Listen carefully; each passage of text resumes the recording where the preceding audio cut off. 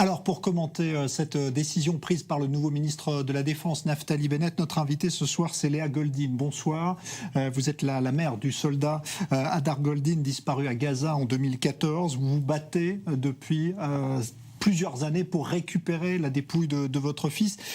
Qu'est-ce que vous pensez de cette décision du ministre Naftali Bennett? Est-ce que pour vous, c'est une décision qui va dans la bonne direction?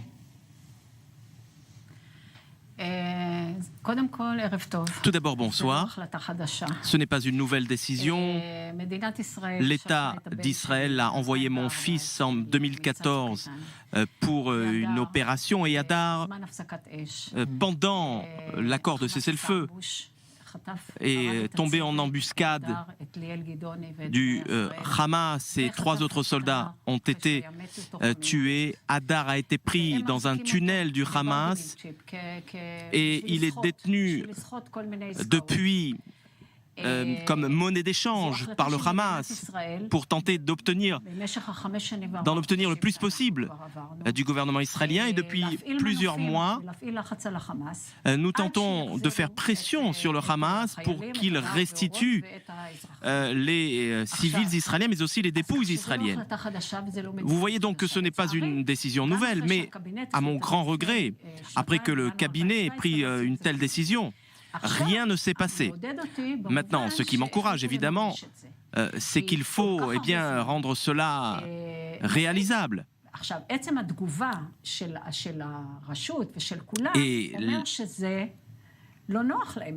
Et cette réaction des autorités israéliennes prouve qu'Israël est dans l'embarras et qu'il faut à présent faire pression sur le Hamas. Et vous savez, aussi bien au niveau du judaïsme qu'au niveau de l'islam, il est important d'avoir une sépulture pour les corps des soldats ou des civils. Moi, je ne suis pas une diplomate. Moi, je suis la mère et je représente les familles de ces soldats tués à Gaza. Je vous demande simplement de me ramener mon fils et nous restituerons les corps des terroristes. Mais ce qui m'inquiète, ce qui me préoccupe, c'est qu'il y a peut-être un écran de fumée parce que Netanyahou nous a déjà dit il y a 2 semaines,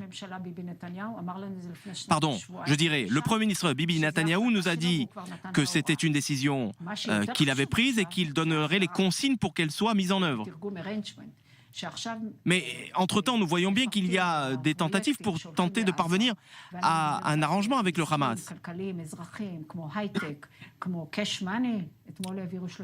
Hier, par exemple, 300 millions de dollars ont été transférés dans la bande de Gaza au Hamas. Et cela, selon la loi internationale, il faut conditionner ces avantages, ces gestes que Israël consent au Hamas à la restitution de nos soldats et de nos civils.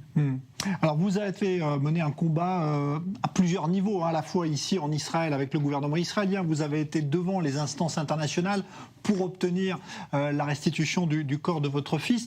Est-ce que vous avez l'impression vraiment que le Hamas est prêt à négocier? Est-ce que finalement il n'a pas intérêt à garder malheureusement ces corps de soldats parce que ça lui servira un jour et qu'il ne veut pas finalement vraiment les restituer?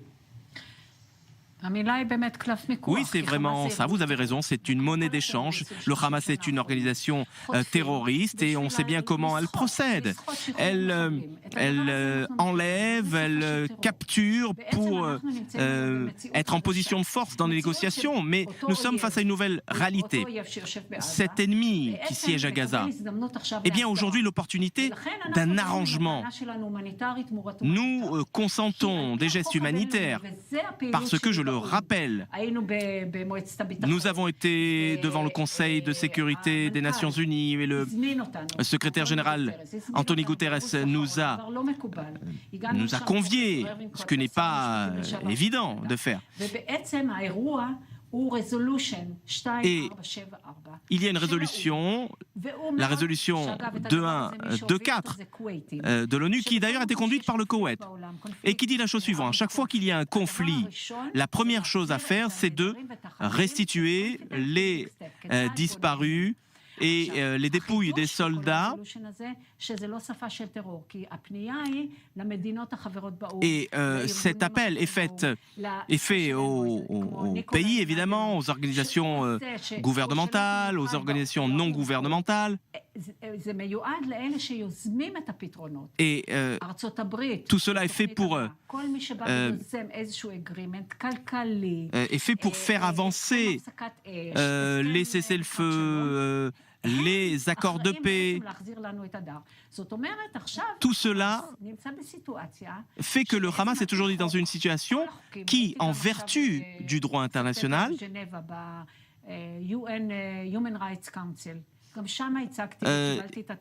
j'ai obtenu tout le soutien des Nations Unies. Maintenant, ceux qui doivent entrer en action, ce sont les bons États. Mais le Hamas est une organisation terroriste, doit comprendre qu'il ne peut survivre un seul jour sans le soutien de la communauté internationale. Il faut bien comprendre que Hadar a été enlevé dans le cadre d'un cessez-le-feu, pendant un cessez-le-feu.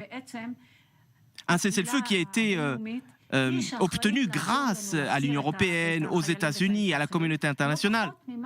Et donc, ces entités-là sont garantes également de la restitution de la dépouille de notre enfant. Et j'espère aujourd'hui qu'en tant qu'Occidentaux, nous devons parler la langue qui nous correspond le plus, à savoir celle de la loi internationale.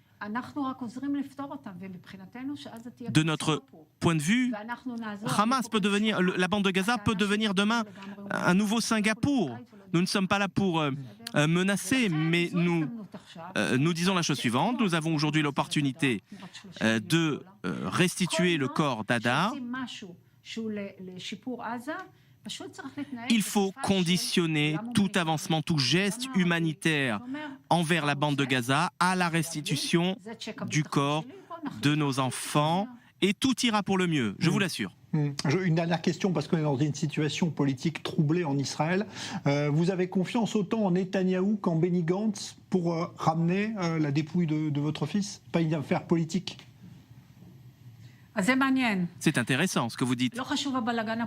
Peu importe l'impasse politique, tous ceux qui se trouvent aujourd'hui à des postes clés, qu'il s'agisse de Benjamin Netanyahou en tant que Premier ministre, qu'il s'agisse de Benny Gantz en tant que chef d'état-major, qu'il s'agisse de Bogi Ya'alon qui était ministre de la Défense, qu'il s'agisse de Rafi Peretz qui était le rabbin militaire, tous ces gens-là sont responsables de me ramener mon enfant, parce que de mon point de vue, la réalité politique d'aujourd'hui m'importe peu. Ils doivent tous comprendre qu'il est temps de restituer les corps de nos enfants et les civils israéliens.